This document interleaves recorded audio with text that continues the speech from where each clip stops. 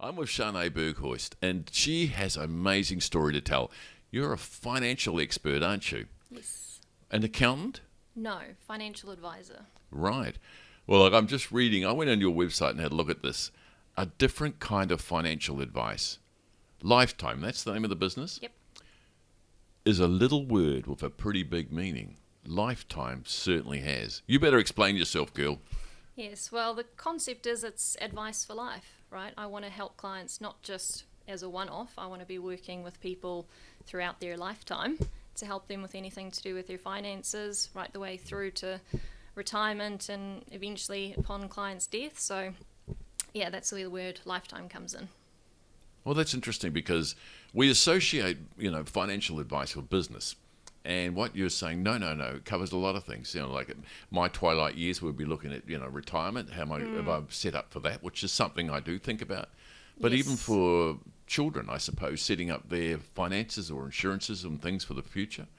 I guess it does cover us all. Yeah. And I think, when I first started in the industry many years ago, the words that we used to call it was personal finance. So it's not, it's not meant to be helping people with running businesses. That's an accountant's job. My job is helping people, hey, this is the money that's coming into your household. How are you best utilising it and investing it to make sure that you can retire or pass on inheritance to your kids and those sort of further down the track questions as well? So financial advice like that, can you give us some examples of what sort of advice you might give or sort of people's circumstances?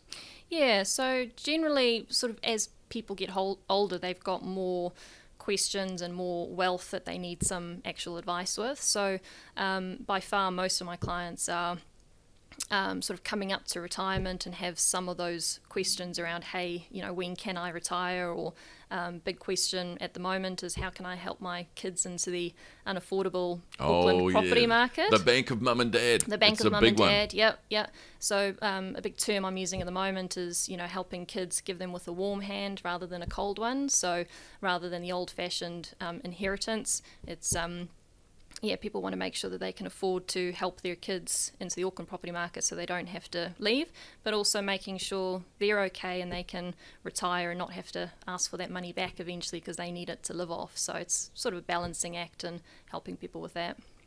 It's a very interesting subject to me because we've only been discussing it recently, and the bank of mum and dad, does that actually help the children? Because giving somebody a cash handout actually doesn't enable them to appreciate and then try and maximise their ability to generate cash. They just go, well, this is fantastic. I'll just have to rely on this for the rest of my life, and mum and dad will give me some more. Yeah, well, yes, it needs to be with some clear boundaries as, hey, maybe this is it. In a way, it's to make sure that the kids don't have to leave Auckland, so the parents want to make sure that the kids can stay and the grandchildren raise. are nearby? Absolutely, yep. So, so it is worth it for them. Sometimes I'll have conversations with my clients on, hey, you might want to give your child some money, but it might be a match it dollar for dollar. So it's not just a handout. It might be, hey, whatever you've got towards your deposit, I'll match it. So it actually gives them some motivation. It's not just, hey, I'll always rely on mum and dad. It's supposed to be a helping hand, not, not an excuse to not ever do anything for themselves. So, yeah.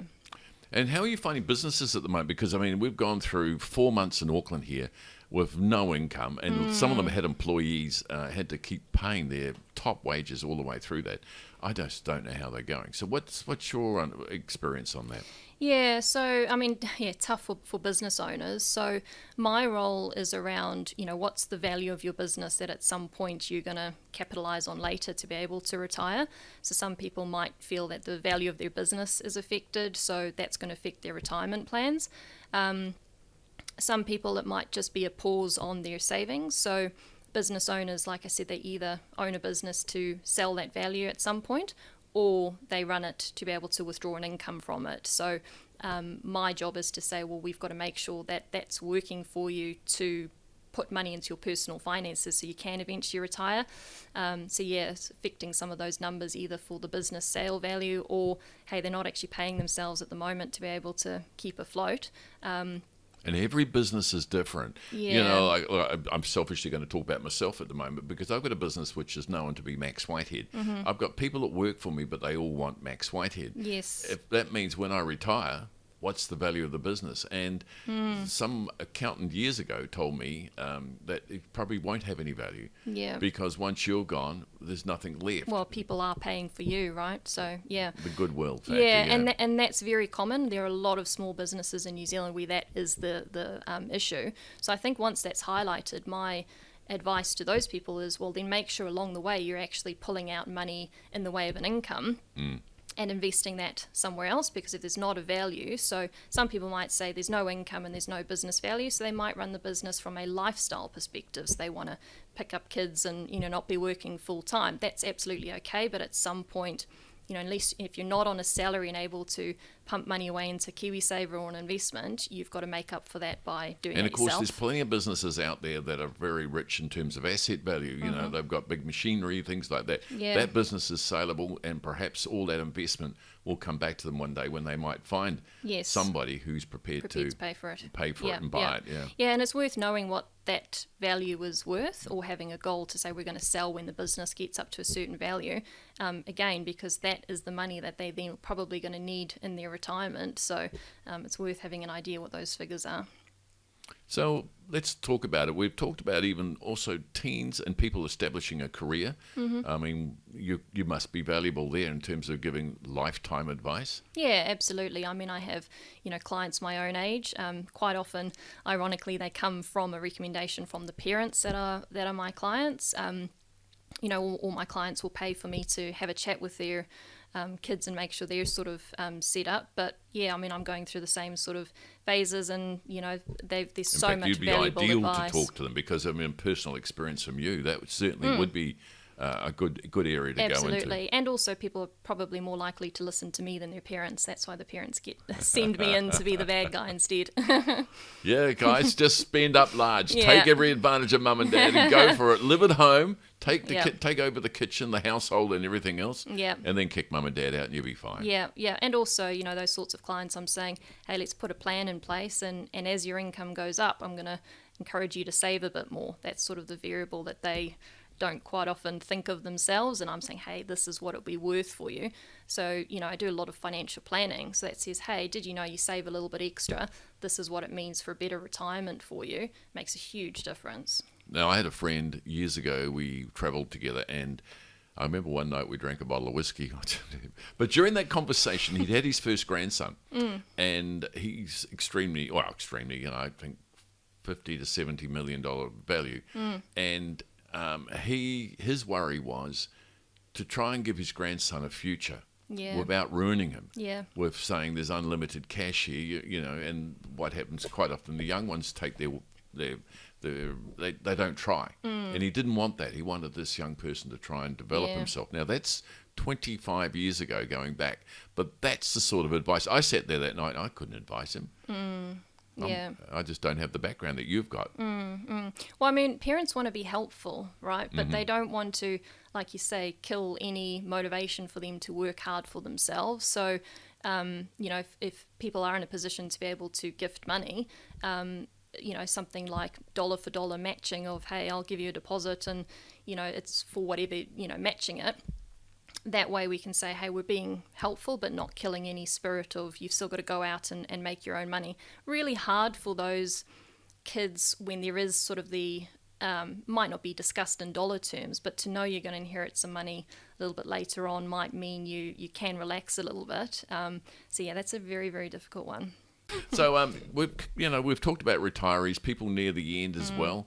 And we've talked about the young people. Is there any other examples of unusual circumstances or circumstances where you might give advice? Yeah, I mean, the type of advice is very specific to the client. So it's, every conversation that I have with a client varies so much. It's to do with their own personal situation. There's obviously a lot going on at the moment with the property market and the investment market as a whole at the moment. So got a lot of people with questions on, hey, can you check out the investments that I've got at the moment? So I call that a second opinion service. So yeah, it's just looking at what they've got at the moment and saying, hey, is this the best thing you should be in at the moment? Everybody's happy while markets go up. But yeah, we need to pay attention and make sure that their investments that they've got are suitable in these sort of crazy times when markets have a bit of a wobbly, because there's always a time when they do. So Now, I used to belong to a business group, and in there was an investment specialist, which is a field on its own. Or do you, if say I came to you and said, look, I've got half $1,000,000, where should I best invest that? Would you be the person to ask? yes, yep. So I'm an investment advisor, but I also do financial planning. That's why quite often my conversations are the big picture. How much can you afford to give to your kids? When can you retire? I do like answering those questions. I think that absolutely needs to be addressed. But main part of my role is an investment advisor, but it's understanding their personal goals first so that I can give them an investment recommendation, because I know and understand the client first. Yeah. Asking somebody for personal goals is dangerous. Like, I want to become Prime Minister. I want to be a multi-millionaire as big as Microsoft. I mean, are these things really achievable? Well, to me, they're probably not. I mean, that's never going to happen. Well, I mean, I want my clients' goals to be realistic. Yes. My job is to say, absolutely, you can have this. This is what you need. This is the step-by-step process to get there. Once you put that in place, I might go, oh, that's actually too hard. Absolutely, you can be a millionaire, but it might be, the sacrifice might be, well, work till you're 100 and don't spend any of your income. And that's when you go, well, then that's actually not achievable. So we want to put in plan a place, and we might tweak it to make it more realistic. But if a client's got a goal to, retire early, my job is to tell them how we can do that and make that happen.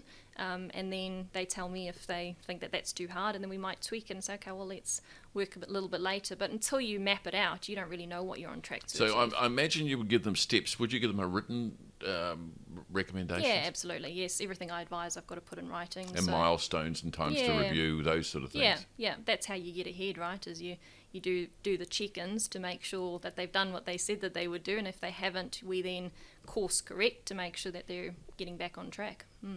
God, you make a lot of good sense here. How do people get hold of you? How do they find you? Most of my clients come from recommendations from other happy clients, so I get an email in my inbox saying they want to meet.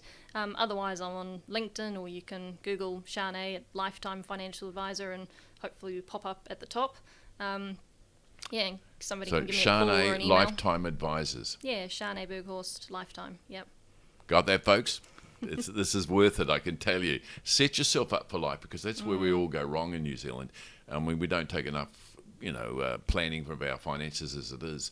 So this is a chance to spend 5 minutes of your time, look up Chane, get some really good advice. I think it was worth it. Hey, will you come back and talk to me again? Awesome. Thanks, Max. This has been great. Yeah.